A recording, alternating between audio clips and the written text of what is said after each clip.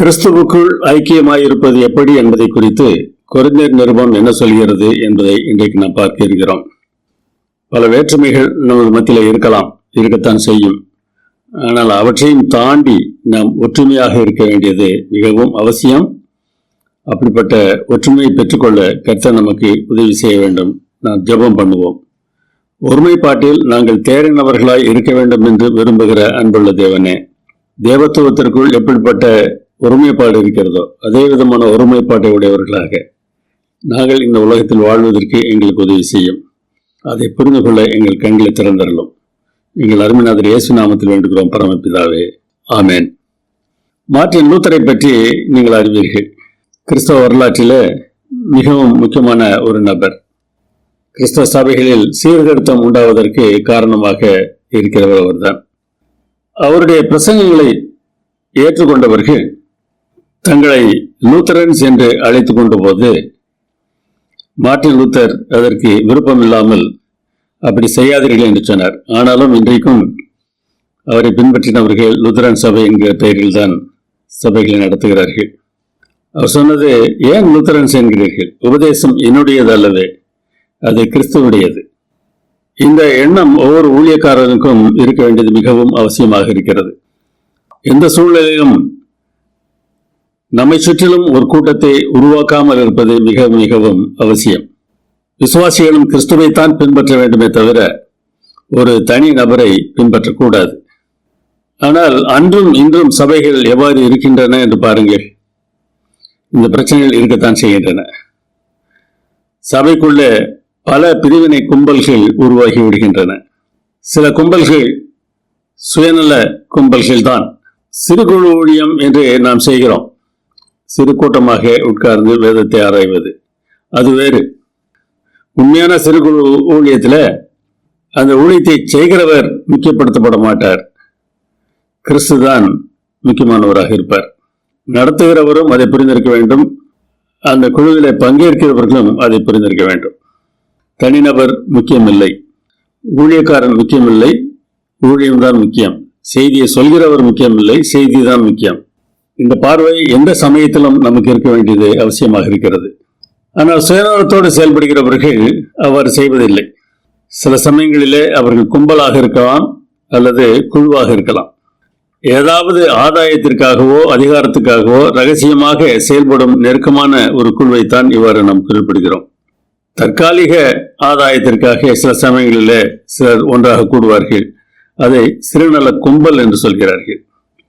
நிரந்தரமாகவே அப்படி கூட்டமாக இருக்கிறவர்களும் உண்டு. அவர்களை சுயநல குழு என்று நாம் சொல்லலாம். கொரிந்த சபை தோன்றி 3 ஆண்டுகளுக்குள் அங்கே பிரச்சனைகள் தோன்றின. அநேக கருத்து வேறுபாடுகள், பிரிவினைகள், பொறாமைகள், பிரச்சனைகள் அங்கே நிலவியதை பார்க்க முடிகிறது. குலோவேயல் என்கிற ஒரு குடும்பத்தார் பவுலுக்கு அங்கே நடந்த சம்பவங்களை எடுத்து சொன்னார்கள். அதன் விளைவாகவே அவர் 1வது நிருபத்தை எழுதுகிறார். உங்களுக்குள்ளே வாக்குவாதங்கள் உண்டு என்று நான் கேள்விப்படுகிறேன் என்று பவுல் சொல்கிறார். என்ன விதமான வாக்குவாதம்?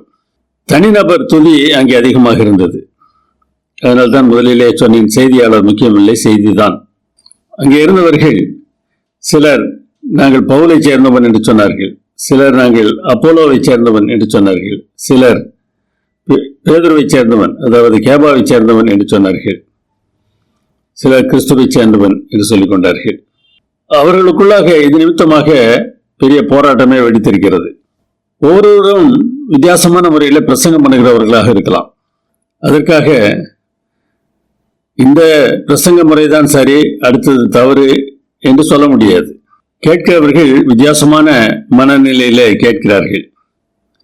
யாருக்கு எந்த விதத்தில் சொன்னால் புரியுமோ அவர்களுக்கு அந்த விதத்தில் சொல்லுகிற ஆண்டவர் நம்முடைய ஆண்டவர்.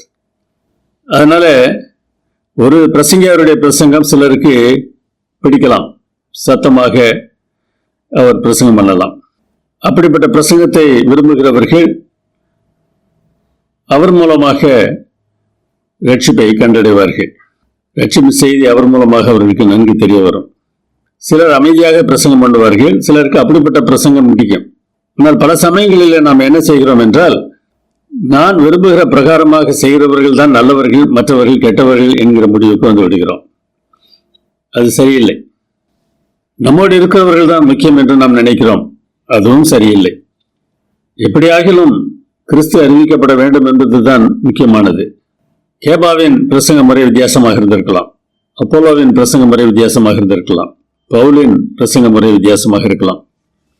அந்த பாணியை வைத்து இன்னாரை சேர்ந்தவர்கள் என்று நாம் அடையாளம் காட்டிக்கொள்ள முயற்சிப்பது முற்றிலும் தவறு. எந்த சூழ்நிலையிலும் தனிநபர்களை உங்களுடைய வாழ்க்கையில முக்கியப்படுத்தாதீர்கள். நமக்கு முக்கியம் இயேசுதான். யோவான் ஸ்நானனிடத்தில் அவருடைய சீஷர்கள் வந்து பேசிய போது, நம்மை பின்பற்றுகிறவர்களை விட இயேசுவை பின்பற்றுகிறவர்கள் அதிகமாக இருக்கிறார்கள் என்று சொன்னபோது யோவான் ஸ்நானன் பொறாமைப்படவில்லை. அவர் பெருகவும் நான் சிறுகவும் வேண்டும் என்று சொன்னார். ஏனென்றால் இயேசு இன்னொரு பிரசங்கியார் இல்லை, அவர் தேவகுமாரன். இன்றைக்கு நம்முடைய வாழ்க்கையிலும் கூட ஒவ்வொரு பிரசங்கியாரும் எப்பொழுதும் மனதில் வைத்திருக்க வேண்டியது அதுதான். நான் சிறுகவும் அவர் பெருகவும் வேண்டும். என்னுடைய மதிப்பு அல்ல, கிறிஸ்து எவ்வளவு மதிப்பானவர் என்பதை உலகம் புரிந்து கொள்ள வேண்டும். அதற்கு நான் ஒரு வேலைக்காரனாக இருக்கிறேன், ஒரு அடிமையாக இருக்கிறேன். நம்மை முக்கியப்படுத்தும் போது பொறாமை ஏற்படுகிறது. இந்த பொறாமையினாலே சபையின் ஐக்கியம் பாதிக்கப்படுகிறது. கொரிந்துவில் இருந்தது போல இன்றைக்கும் அந்த நிலை இருப்பதை நாம் பார்க்க முடிகிறது. பெருமையும் அங்கே தலைவிரித்தாடுகிறது. எனவே ஒருவரை உயர்த்தி இன்னொருவரை தாழ்த்தி பேசுகிற தன்மையும் வந்து விடுகிறது. பவுல் கேட்கிறார், கிறிஸ்து பிரிந்திருக்கிறாரா? பவுலா உங்களுக்காக சிலுவையில் அறியப்பட்டான். பவுலின் நாமத்தினாலேயா ஞானஸ்நானம் பெற்றீர்கள்? இந்த புரிதல் ஒவ்வொரு விசுவாசிக்கும் வேண்டும், ஒவ்வொரு பிரசங்கியாருக்கும் வேண்டும்.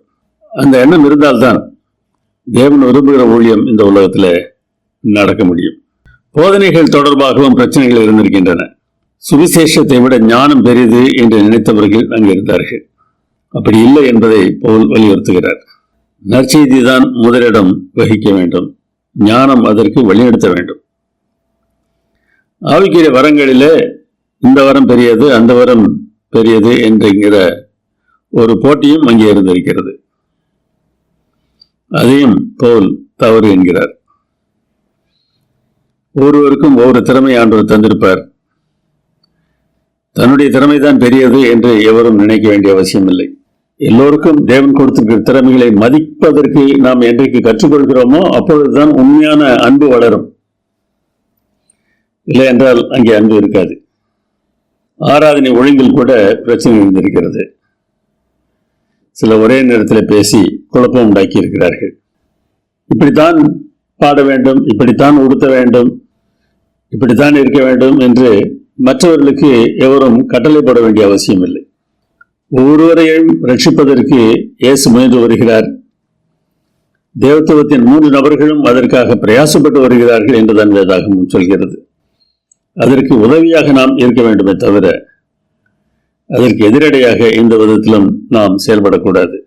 தன்னை ஒருவர் கிறிஸ்துவுக்கு பதிலாளி என்று அழைத்துக் கொண்டார் என்று ஒரு சபை தலைவரை நாம் குற்றஞ்சாட்டுகிறோம். ஆனாலும் எத்தனை முறை நாம் கிறிஸ்துவுக்கு பதிலாளியாக இந்த உலகத்தில் வாழ்ந்து விடுகிறோம்? நாம் எத்தனை முறை கிறிஸ்துவுடைய இடத்தை பறித்து விடுகிறோம்? அவரே நீதிபதி, ஆனால் பல சமயங்களில் நாம் நீதிபதிகளாக செயல்படுகிறோம் அல்லவா? அவரவர் வாழ்க்கையை பார்ப்பதை விட மற்றவர்கள் வாழ்க்கையை பார்ப்பது தானே நமக்கு அதிக பிரியமாக இருக்கிறது. அடுத்த வீட்டு ஜன்னல் வழியாக எட்டி பார்த்து அங்கே என்ன நடக்கிறது என்பதை தெரிந்து கொள்வதில் நமக்கு எவ்வளவு தூரம் ஆர்வம் இருக்கிறது. அதை பார்த்துவிட்டு புரிந்தும் புரியாமலும் அவர்களை பற்றி கேவலமாக பேசுவது நமக்கு கைவந்த கலையாக இருக்கிறது அல்லவா? கிறிஸ்து மாத்திரமே நீதிபதி, அவர் நியாயம் செலுத்தட்டும். நீங்கள் நியாயாதிபதி ஆக வேண்டாம், காலத்துக்கு முன்னே எதை குறித்தும் நீங்கள் பேசாதிருங்கள், மறைந்திருக்கிறவைகள் அனைத்தையும் அவர் வெளிப்படுத்துவார் என்று பவுல் எழுதுகிறார். பவுல் இந்த நிருபங்களில் சொல்கிற ஆலோசனைகளை நாம் பின்பற்றினால் எவ்வளவு தூரம் நமக்குள்ளாக ஒற்றுமை இருக்கும் என்பதை யோசித்து பாருங்கள். சபை கூடி வர வேண்டும், எது முக்கியம்தான். ஆனால் பவுல் இங்கே வேதனையோடு சொல்கிறார் பாருங்கள், நீங்கள் கூடி வருதல் நன்மைக்கு ஏதுவாய் இராமல் தீமைக்கு ஏதுவாய் இருக்கிறதே. இது எப்படிப்பட்ட ஒரு வெளிப்பாடு என்பதை யோசித்து பாருங்கள். நான் ஒரு சபையில கூடி வருதல் நன்மைக்கு ஏதுவாக இருக்கிறதா, தீமைக்கு ஏதுவாக இருக்கிறதா? தீமைக்கு ஏதுவாக இருந்தால் அப்படிப்பட்ட சபை கூடி வருதல் எதற்காக நாம் செய்ய வேண்டும்? சபை கூடி வருதல் நன்மைக்கு ஏதுவாக இருக்க வேண்டும் என்றால் நாம் என்ன செய்ய வேண்டும்? இயேசுவை மையமாக கொண்டு நாம் செயல்பட வேண்டும். சகோதரரே, நீங்கள் எல்லாரும் ஒரே காரியத்தை பேசவும், பிரிவினைகள் இல்லாமல் ஏக மனதும் ஏக யோசனையும் உள்ளவர்களாய் சீர்பொருந்தி இருக்க வேண்டும் என்று நம்முடைய கர்த்தராகிய இயேசு கிறிஸ்துவின் நாமத்தினாலே உங்களுக்கு புத்தி சொல்கிறேன் என்று பவுல் சொல்கிறார். எப்படி இருக்க வேண்டும்? ஒரே காரியத்தை பேச வேண்டும். அது என்ன என்பதையும் பவுல் இங்கே சொல்லிவிடுகிறார்.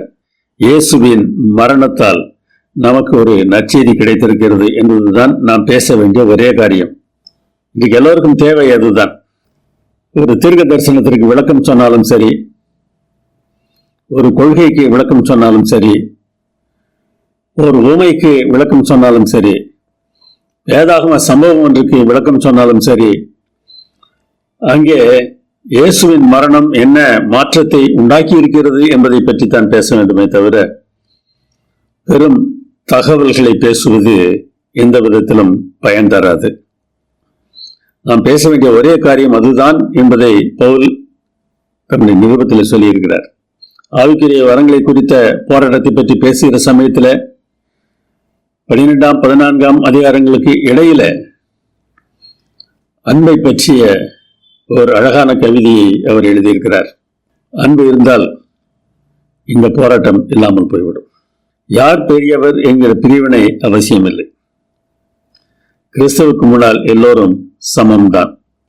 அவர் பெரிய பிரசங்கியாக இருந்தாலும் சரி, சாமானிய விசுவாசியாக இருந்தாலும் சரி, கிறிஸ்துவுக்குள் இவர் பெரியவர் அவர் பெரியவர் என்கிற பிரச்சனை இல்லை. செல்வமோ வறுமையோ படிப்போ படிப்பறிவு இல்லாததோ எந்த விதத்திலும் ஒரு மனிதனை தேவனுக்கு முன்பாக மேன்மையுள்ளவனாக மாற்றிவிடாது. சில சமயங்களில் படித்தவர்களை ஒதுக்குகிற மனப்பான்மையும் இருக்கிறது. அதுவும் தவறுதான். சிறுமியானவர்கள் என்று அழைக்கப்படுகிறவர்கள் படிக்காதவர்களாகத்தான் பாமரர்களாகத்தான் இருக்க வேண்டும் என்ற அவசியம் இல்லை. படித்தவர்களும் ஏன் அரசனும் கூட தேவனுக்கு முன் சிறுமியானவராக இருக்கலாம். அப்படிப்பட்டவர்கள் தான் ரட்சிக்கப்படுகிறார்கள். பாமரர்களும் படிக்காதவர்களும் தங்களை குறித்து பெருமையாக நினைக்கலாம். அவர்கள் ரட்சிக்கப்படுவது மிகவும் அரிதாக இருக்கும். நம்மை நாம் எப்படி பார்க்கிறோம் என்பது மிகவும் முக்கியமானதாக இருக்கிறது. ஏக மனது வேண்டும். என்ன ஏக மனது? கிறிஸ்துவின் சிந்தை என்று சொல்கிறார். ஏக யோசனை வேண்டும். ஒரே நேர்த்தியான முடிவு. நம்முடைய தீர்மானங்கள் சரியான தீர்மானங்களாக இருப்பதற்கு தேவனை நாடி இருக்க வேண்டும்.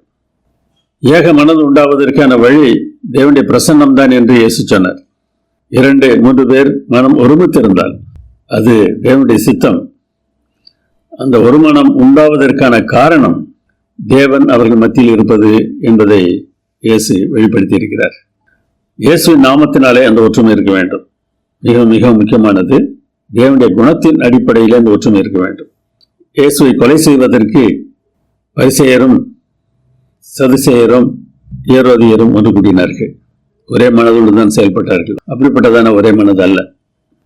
இயேசுவின் நாமத்தினாலே நாம் ஒன்று கூடினவர்களாக. நாமம் என்பது குணம் என்பதை மறந்து விடாதீர்கள். இயேசுவின் குணத்தின் அடிப்படையில ஒன்று கூடும்போது தான் இங்கே வருகிற ஒரே மனது தேவனுடைய சித்தமானதாக இருக்கிறது.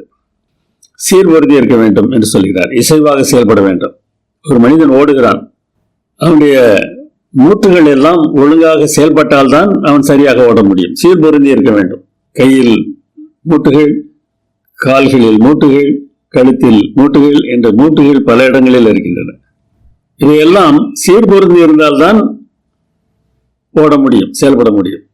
முதுகு தண்டிலே இருக்கக்கூடிய ஒரு எலும்பும் இன்னொரு எலும்பும் சீர்பொருந்தவில்லை என்றால் பலவிதமான வேதனைகளை நாம் அனுபவிக்க வேண்டியது இருக்கிறது. அந்த நிலைதானே இன்றைக்கு திருச்சபையில் இருக்கிறது. போதகருக்கும் விசுவாசிக்கும் ஒத்து போவதில்லை. இவர்கள் யார் தவறு செய்கிறார்கள் என்பது முக்கியமில்லை. 2 பேரும் சரியாக இருந்தால்தான் அங்கு உண்மையான ஒற்றுமை நிலவ முடியும். அதனால் குறை சொல்கிறவர்கள் மற்றவர்களை குறை சொல்வதை நிறுத்திவிட்டு தங்களை மாற்றிக்கொள்வதற்கு பிரயாசப்பட வேண்டும். ஓடும்போதாக இருந்தாலும் சரி, ஒரு வேலையை செய்யும் போதாக இருந்தாலும் சரி, நம்முடைய உடல் சரியானபடி செயல்பட வேண்டும் என்றால் மூளை சரியானதாக செயல்பட வேண்டும். அதன் சொல்லுக்கு உடம்பின் ஒவ்வொரு பகுதியும் கீழ்ப்படிய வேண்டும். திருச்சபையை சரீரம் என்று வேதம் சொல்கிறது. இந்த சரீரம் தேவனை தன்னுடைய கர்த்தராக வைத்திருந்ததென்றால், தன்னை ஆளுகிறவர் தேவன்தான் என்பதை உணர்ந்திருந்ததென்றால் சரீரம் நல்ல முறையிலே செயல்பட முடியும். கர்த்தராகிய இயேசு கிறிஸ்துவின் நாமத்தினாலே என்று பவுல் சொல்கிறார். இந்த நாமம் என்ன சொல்கிறது என்று பாருங்கள். கர்த்தர் என்றால் இங்கே ஆளுகை செய்கிறவர் என்று அர்த்தம். கர்த்தத்துவம் அவர் தோளின் மேல் இருக்கும் என்றால் ஆளுகை அவர் தோளின் மேல் இருக்கும் என்று அர்த்தம். இயேசு என்றால் பாவங்களை மன்னிக்கிறவர். கிறிஸ்து என்றால் அபிஷேகம் பண்ணப்பட்டவர். ஆளுகிறவர் அவர்தான். அவர் பாவங்களை மன்னிக்கிறவர். அவர்தான் இந்த வேலை செய்வதற்கு அபிஷேகம் பண்ணப்பட்டவர் என்கிற எண்ணம் நமக்கு இருக்க வேண்டும். இவற்றில் எதையும் நாம் செய்ய போவதில்லை. இந்த புரிந்து கொள்ளுதல் நமக்கு சரியானதாக இருந்தது என்றால் அவர் என்ன சொல்கிறாரோ அதன்படி செய்கிறவர்களாக இருப்போம். ஒரு சபை அவ்வாறு செயல்பட்டால் எவ்வளவு நன்றாக இருக்கும். சரீரத்தையும் அவயவங்களையும் குறித்து பவுல் தெளிவாக சொல்கிறார். நாம் எல்லோரும் கிறிஸ்துவின் சரீரம். அதே சமயத்தில் ஒவ்வொருவரும் தனித்தனி அவயவங்கள். சரீரம் சரியாக இயங்க வேண்டும் என்றால் ஒவ்வொரு உறுப்பும் தன்னுடைய திறனுக்கேற்ப தன்னுடைய வேலையை செய்ய வேண்டும். பவுல் எதிர்பார்த்தது ஒரே மாதிரியான தன்மையை அல்ல, மாறாக ஒற்றுமையாக செயல்படுவது. கண்ணுக்கு வேலை பார்ப்பது, காதுக்கு வேலை கேட்பது. கண் காதாக மாற வேண்டிய அவசியம் இல்லை, காது கண்ணாக மாற வேண்டிய அவசியம் இல்லை. ஆனால் சில சமயங்களிலே ஒரு முக்கியமான பதவியை நம் மனதில் வைத்து அதற்காகத்தானே வேலை செய்கிறோம். தேவன் நம்மை எதற்காக அழைத்திருக்கிறாரோ அந்த வேலையை செய்கிறவர்களாக இருப்பது எவ்வளவு நன்றாக இருக்கும். கண் வேறு, காது வேறு, வாய் வேறு, ஆனாலும் இதையெல்லாம் சேர்ந்துதான் சரீரம். இந்த வேற்றுமையில் ஒற்றுமையை நாம் பார்க்க வேண்டும். பன்முகத்தன்மை இருந்தாலும் ஒற்றுமையையே தேவன் எதிர்பார்க்கிறார். இந்த பன்முகத்தன்மையும் உண்டாக்கியது அவர் தானே.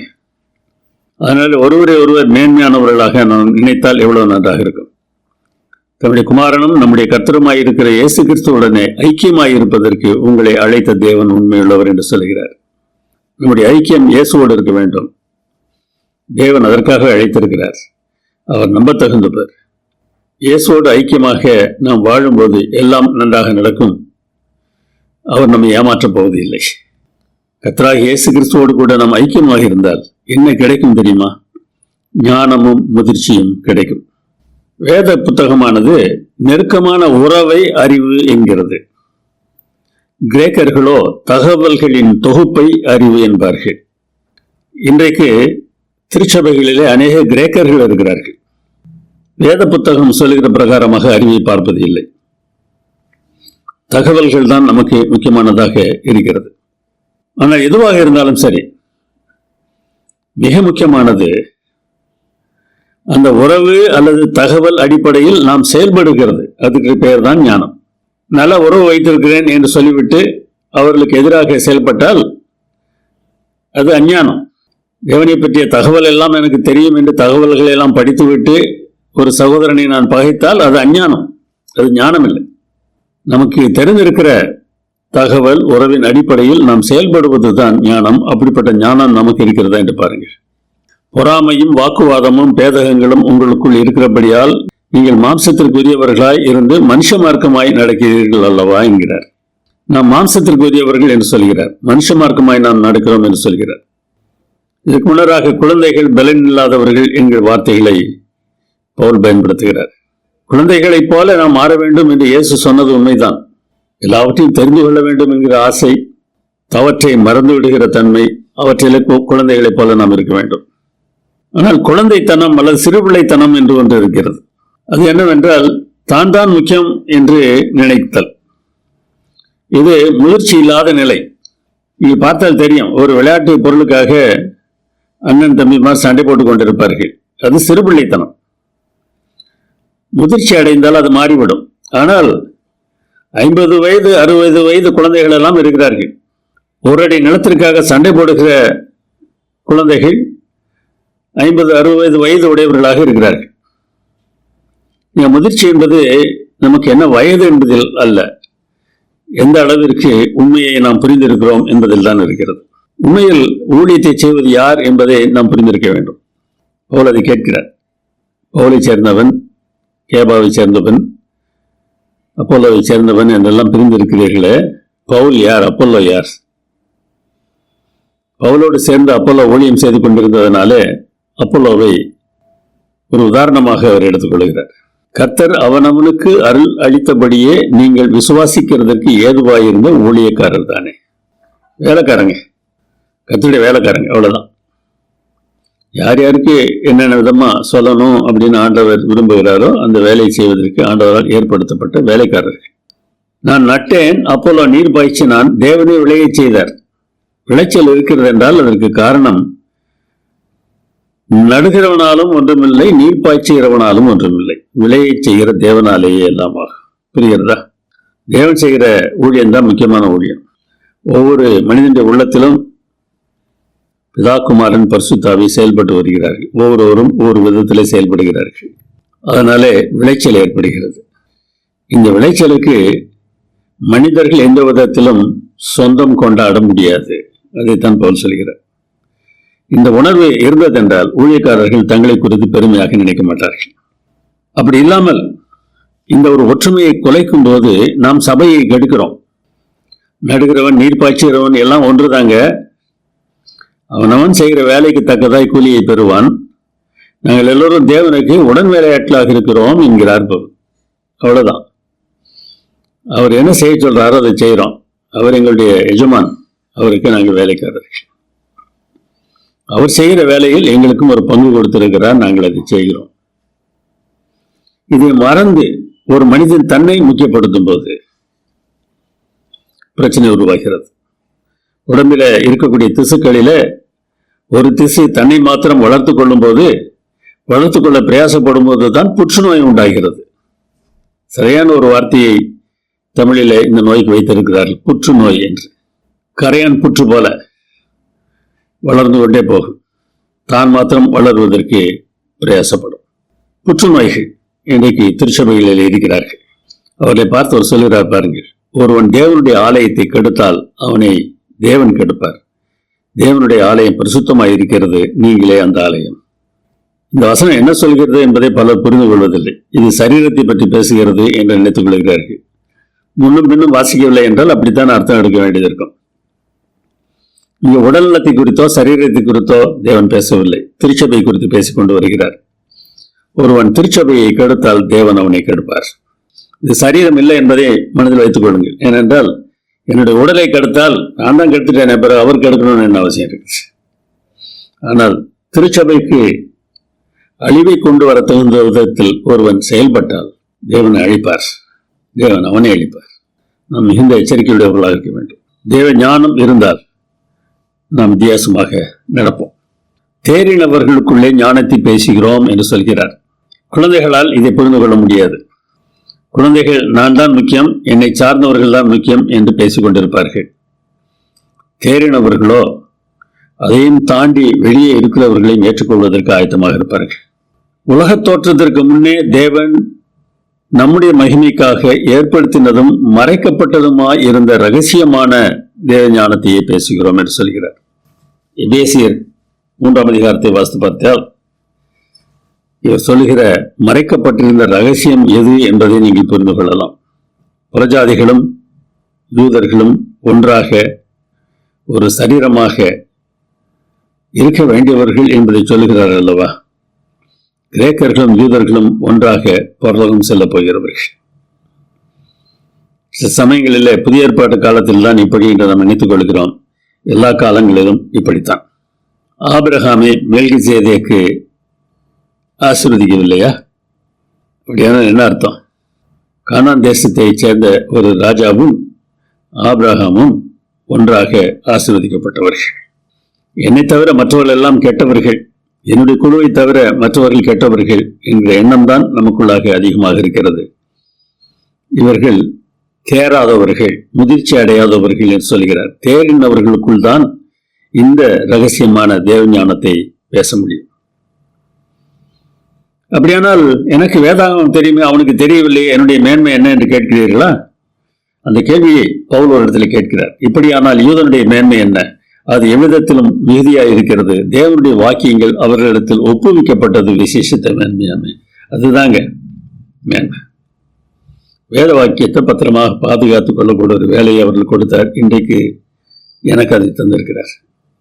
இதை தவிர வேறு எந்த விதத்திலும் எனக்கு மேன்மை இல்லை. இன்னொரு விதத்தில் பார்த்தால், மற்றவர்களை விட எனக்கு அதிகமாக தெரிந்திருந்தால் நான் அதை விட்டு விலகும் போது எனக்கு அதிகமான அடி கிடைக்கும் என்று வேதம் சொல்கிறது. இது மேன்மையாக பார்க்கப்பட்டாலும் இது பிரச்சனை என்பதை நான் உணர வேண்டும். அதுக்காக தெரிந்து கொள்ளாமல் இருப்பதும் சரியில்லை. தேவனை நேசிக்கும் போது அதிகம் நாம் தெரிந்து கொள்வோம். அதிகம் நாம் தெரிந்து கொள்ளும் போது அதிகம் நேசிக்க ஆரம்பிக்கும். அதிகம் தெரிந்து கொண்டு நேசிக்க முடியவில்லை என்றால் நாம் சாத்தானுடைய கூட்டத்தை சேர்ந்தவர்களாக இருப்போம். சாத்தானுக்கு தான் அதிகம் தெரியும், ஆனால் அன்பு காட்ட மாட்டான். தேவன் அப்படிப்பட்டவர் இல்லை. தேவன் நல்லவர். சொல்லுவோமா? தேவன் நல்லவர். எல்லா காலங்களிலும் எல்லா சூழ்நிலைகளிலும் என்ன நேரிட்டாலும் தேவன் நல்லவர். நான் அதுக்கு சாட்சி. கிறிஸ்துவின் ஆளுகையை ஏற்றுக்கொள்ளும் போது நம்முடைய ஊழியம் எப்படிப்பட்டதாக மாறும் என்பதை யோசித்து பாருங்கள். கிறிஸ்துவை போன்ற தாழ்மையான ஊழியத்தை செய்கிறவர்களாக நாம் மாறுவோம். திட்டம் அவருடையது, வேலை என்னுடையது என்று மாறிவிடும். நாங்கள் கிறிஸ்துவுக்கு ஊழியக்காரர் என்று சொல்கிறார். டூலாஸ், கிறிஸ்துவுக்கு அடிமைகள். அவர் என்ன சொல்லுகிறாரோ அதை செய்ய வேண்டிய வேலை எங்களுடையது. ஒரு வீட்டில் எஜமான் என்னென்ன வேலைகளை செய் என்று வேலைக்காரன் சொன்னால் அந்த வேலைக்காரன் அந்த வேலையை செய்வான். அதுபோல்தான் நாங்கள். அது மாத்திரமல்ல, தேவனுடைய ரகசியங்களின் உக்கரானக்காரர். ஒரு பொறுப்பு எங்களுக்கு கொடுத்திருக்கிறார். இங்க ரகசியம் என்கிற வார்த்தை பழைய ஏற்பாட்டில் மிக தெளிவாக காட்டப்படுகிறது. பரலோக மன்றத்தில், பரலோக அரசவையில் அவர்கள் செய்கிற தீர்மானங்களைத்தான் இந்த ரகசியம் என்கிற வார்த்தை சுட்டி காட்டுகிறது. இப்ரே மொழியில் சாட் என்று சொல்வார்கள். பரலோக நீதிமன்றத்திலே அவர்கள் செய்கிற தீர்மானங்களின் உக்கிரானக்காரர்கள் நாங்கள். அதாவது இதை செய், அதை செய், இங்கே போ, அங்கே போ என்று பரலோகம் நமக்கு சொன்னது என்றால் நாம் அதை செய்ய வேண்டும். அப்போஸ்தலர் 8ஆம் அதிகாரத்தில் தெளிவாக நாம் பார்க்கிறோம். பிலிப்புவை ஆண்டவர் கூப்பிடுவார். தூதன் சொல்வார், நீ அங்கே போ, வனாந்தர மார்க்கமாக போ. அவர் போகிறார். அங்கே ரதத்தில் அவர் உட்கார்ந்து இருக்கிறார். அவனிடத்தில் போய் பேசு என்கிறார். போய் பேசுகிறார்.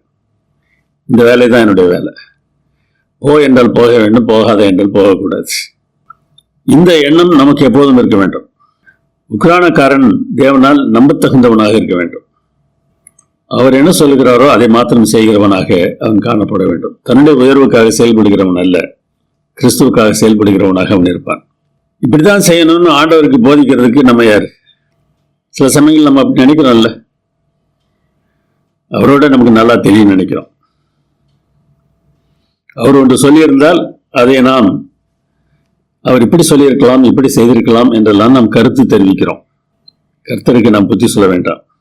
அவர் என்ன நினைக்கிறாரோ அதை செய்கிறவர்களாக நாம் வர வேண்டும். கிறிஸ்துவின் சிந்தை நமக்கு உண்டாயிருக்க வேண்டும். கிறிஸ்துவின் சிந்தை எப்படிப்பட்டது என்பதை பிலிப்பியரில் அவர் அழகாக சொல்கிறார். அவர் தேவனுக்கு சமமாக இருந்தவர். அதை முக்கியமாக நினைக்காமல் ஒரு மனிதனாக மாறினார்.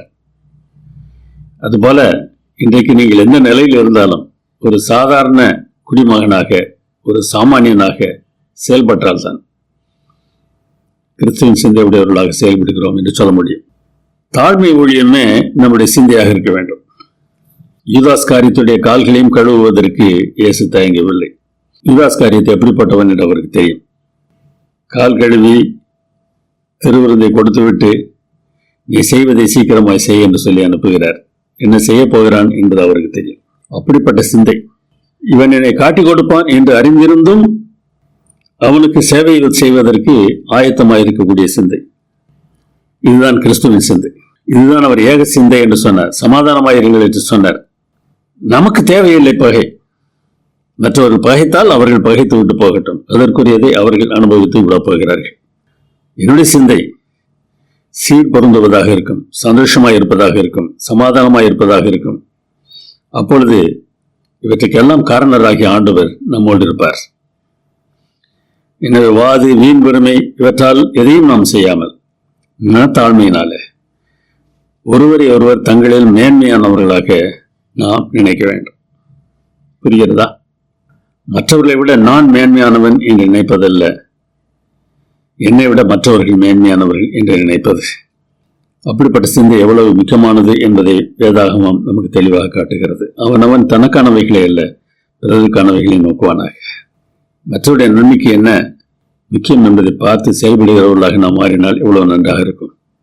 அப்படி நாம் நடக்கும்போது நம்முடைய வாழ்க்கை சிலுவையை பிரதிபலிக்கிற ஒரு வாழ்க்கையாக இருக்கும். சிலுவை என்பது வெறும் அந்த மர சட்டம் இல்லை. சிலுவை என்பது இயேசுவானவர் நமக்காக மரித்ததை சுட்டி காட்டுகிறது. அது வெறும் அடையாள சின்னம்தான். அதை பார்க்கும் போதெல்லாம், அதை யோசிக்கும் போதெல்லாம் நமக்கு வர வேண்டிய எண்ணம், என் தேவன் ஒரு மனிதனாக வந்து எனக்காக மரித்தார், நான் அவரை சிலுவையில் அறைந்தேன். பவுல் சொல்கிறார், சகோதரரே, எழுதப்பட்டதற்கு மிஞ்சி எண்ண வேண்டாம் என்று நீங்கள் எங்களாலே கற்றுக்கொள்ளவும், ஒருவன் நிமித்தம் மற்றொருவனுக்கு விரோதமாய் இருமாப்பு அடையாதிருக்கவும் நான் உங்கள் நிமித்தம் என்னையும் அப்பல்லோவையும் திருஷ்டாந்தமாக வைத்துவைகளை எழுதினேன் என்று சொல்கிறார். ஆம், அவர் சொன்ன அந்த கருத்தை நாம் எப்பொழுதும் மனதில் வைத்திருக்க வேண்டும். எழுதப்பட்டதற்கு மிஞ்சி எண்ணாதிருங்கள். திரையில 6 குறிப்புகள் இருக்கின்றன. இதற்கு முன்னதாக பவுல் எழுதிய சில வார்த்தைகள் எவ்வாறு பழைய ஏற்பாட்டில் எழுதப்பட்டிருக்கிற வார்த்தைகள் என்பதை நீங்கள் பார்க்கலாம். நாம் தவறாக எவற்றை முக்கியப்படுத்துகிறோமோ அதெல்லாம் தவறு என்பதை காட்டக்கூடிய வசனங்கள். அதைத்தான் இங்கே சொல்கிறார், எழுதப்பட்டதற்கு மிஞ்சி நீங்கள் எண்ண வேண்டாம். நேரம் இருக்கும்போது அந்த வசனங்களை எல்லாம் எடுத்து வாசித்து பாருங்கள். எதை செய்யக்கூடாது என்று பவுல் தெளிவாக சொல்கிறார். நான் தாழ்மையானவர்களாக இருக்க வேண்டும். யோஹான் செபஸ்டியன் பாக் என்பவர் ஒரு இசை மேதை. அவர் இசை தந்தை என்று சொல்வார்கள். அவர் ஒரு இசை ஆசிரியராக இருந்தார், இசை வாசிப்பவராக இருந்தார். அவர் இறந்த பிறகுதான் அவருடைய மேன்மையை அநேகர் புரிந்து கொண்டார்கள். இவர் வெறும் இசை மேதை மட்டுமல்ல, மிக ஆழமான விசுவாசம் உடைய ஒரு கிறிஸ்தவர். தன்னுடைய இசையே தேவனுக்கான ஆராதனை என்றுதான் அவர் பார்த்தார். ஒவ்வொரு இசையை எழுதும் போதும் முதலிலே ஜே ஜே என்று போட்டிருப்பார். இது ஒரு லத்தீன் சொற்றொடருக்கான சுருக்கெழுத்து. ஜே ஜே என்றால் இயேசுவே உதவி செய்யும் என்று அர்த்தம். பாடலின் முடிவிலே SDG என்று எழுதியிருப்பார். தேவனுக்கு மட்டுமே மகிமை என்பதற்கான லத்தீன் சொற்றொடரின் சுருக்கம் அது. இயேசுவே உதவி செய்யும் என்று துவங்குகிறார், தேவனுக்கு மட்டுமே மகிமை என்று முடிக்கிறார். நம் எல்லோருடைய வேலையும் அப்படிப்பட்டதாகத்தான் இருக்க வேண்டும். சொல்கிறார், தேவனின் மகிமையை வெளிப்படுத்துவதும் மனித ஆத்மாவிற்கு புத்துணர்ச்சியும் இளைப்பாறுதலையும் அளிப்பது மட்டுமே இசையின் நோக்கமும் இலக்குமாகும் என்று சொல்கிறார். நம்முடைய வேலைகளில தேவனுக்கு நாம் மகிமையை தர வேண்டும், மனிதர்களுக்கு இளைப்பாறுதலை கொடுக்க வேண்டும். நாம் என்ன செய்கிறோம் இதை யோசித்து பாருங்கள். 3 கேள்விகளை பவுல் கேட்கிறார். உன்னை விசேஷித்தவன் ஆகும்படி செய்கிறவர் யார்? நீ ஒருவேளை மிகவும் திறமைசாலியாக இருக்கிறாய் என்றால் உன்னை திறமைசாலியாக மாற்றியது யார்? உனக்கு இருக்கிற திறன்களை கொடுத்தவர் யார்?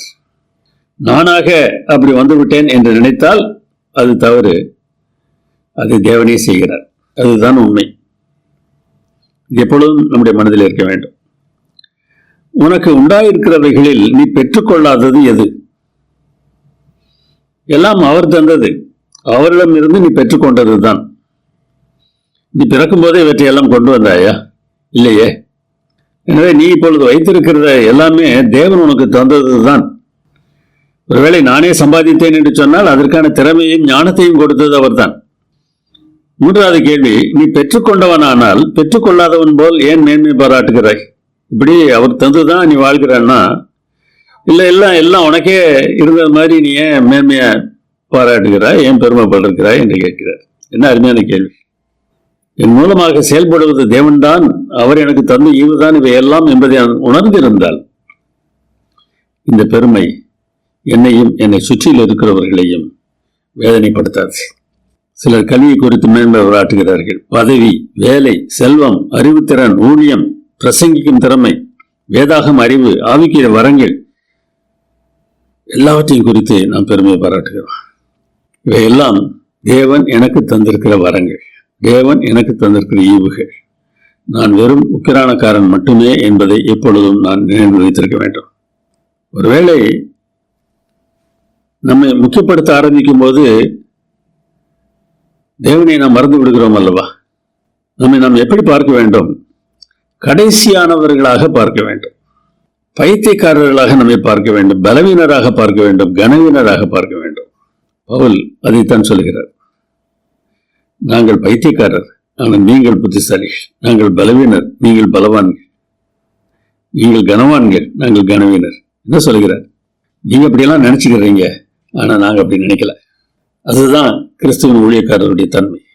எனக்கு எல்லாம் இருக்கிறது, எனக்கு எல்லாம் தெரியும் என்கிற திருப்தி நம்மள இருக்கலாம். எனக்கு தெரிந்திருக்கிற அளவுக்கு வேற எவருக்கும் தெரியாது, நான் செல்வந்தன் என்று ஒருவேளை நாம் திருப்தி அடையலாம்.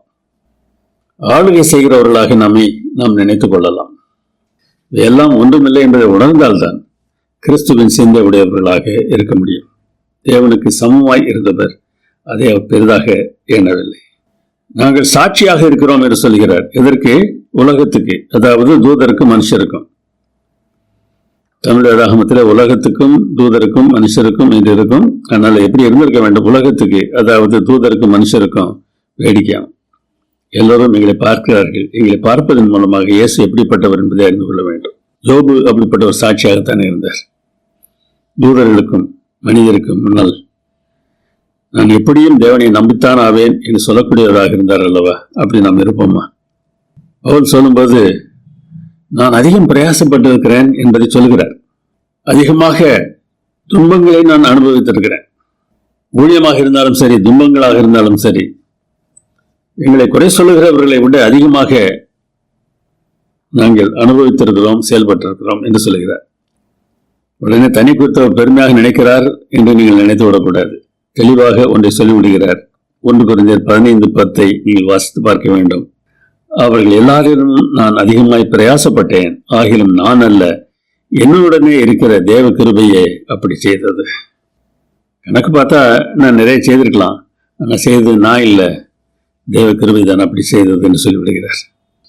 வையப்பட்டு ஆசீர்வதிக்கிறோம், துன்பப்பட்டு சகிக்கிறோம், தூஷிக்கப்பட்டு வேண்டிக் கொள்கிறோம். இந்நாள் வரைக்கும் உலகத்தின் குப்பையை போலவும் எல்லோரும் துடைத்து போடுகிற அழுக்கை போலவும் ஆனோம். ஆமாங்க, குப்பையை போய் குப்பை தொட்டில் போய் போட்டுருவாங்க. அழுக்கு பட்டுச்சுன்னா துடைச்சு போட்டுருவாங்க. அப்படிப்பட்டவர்கள் தான் நாம் என்கிற எண்ணம் இருந்தது என்றால் எவ்வாறு நாம் பெருமைப்பட முடியும்? இயேசுவினுடைய ஆசை என்ன என்றதை யோவான் 17:21 வாசிக்கிறோம். அவர்கள் எல்லாரும் ஒன்றாயிருக்கணும். அவர்கள் எல்லாரும் ஒன்றாயிருந்தால் நீர் என்னை அனுப்பினதை உலகம் விசுவாசிக்கும். தெளிவாக நாம் புரிந்திருக்க வேண்டும். நம்ம என்ன பிரசங்கம் பண்றோம் அப்படின்றத வச்சு உலகம் தேவனை ஏற்றுக்கொள்ளப் போவதில்லை.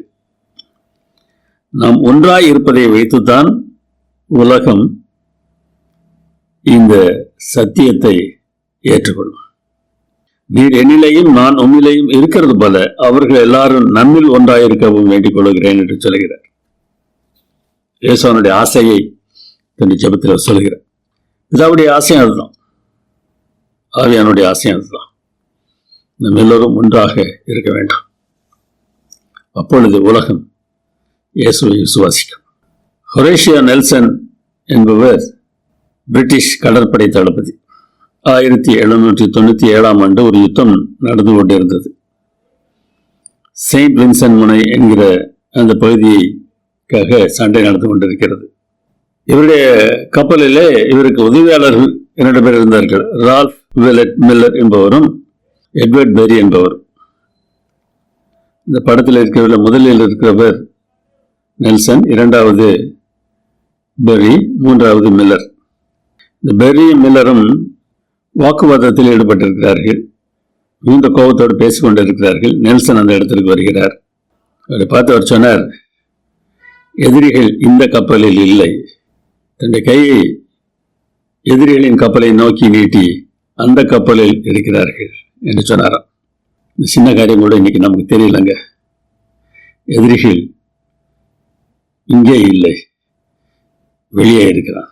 அவனுடைய பேர் சாத்தான். அவன்தான் உண்மையான எதிரி. நாம் ஒருவருக்கொருவர் எதிரிகள் இல்லை. ஏன் நாம் ஒருவருக்கொருவர் எதிரிகளாக பார்க்கிறோம் என்றால், நம்முடைய இடத்தை அவர் எடுத்துக்கொள்வார் என்று நினைத்து ஒருவரை ஒருவர் அழிக்க பார்க்கிறோம். முடிவில் சாத்தானின் பிள்ளைகளாக மாறிவிடுகிறோம். தேவனுடைய பிள்ளைகளாக இருக்க வேண்டும் என்று ஆசைப்பட்டார். இந்த முக்கியத்துவத்தை மறந்து கிறிஸ்துவின் சிந்தை உடையவர்களாக நாம் மாறுவோம். ஜெபம் பண்ணுவோம். கிருபையுள்ள எங்கள் அன்புள்ள பிதாவே, உம்முடைய அன்பின் வெளிப்பாடாகிய கிருபையையும் இரக்கத்தையும் எங்கள் வாழ்வில் நாங்கள் காட்டுவதற்கு எங்களுக்கு உதவி செய்ய வேண்டுமாய் அருமையானவர் இயேசு நாமத்தில் வேண்டுகிறோம் பரமபிதாவே. ஆமென்.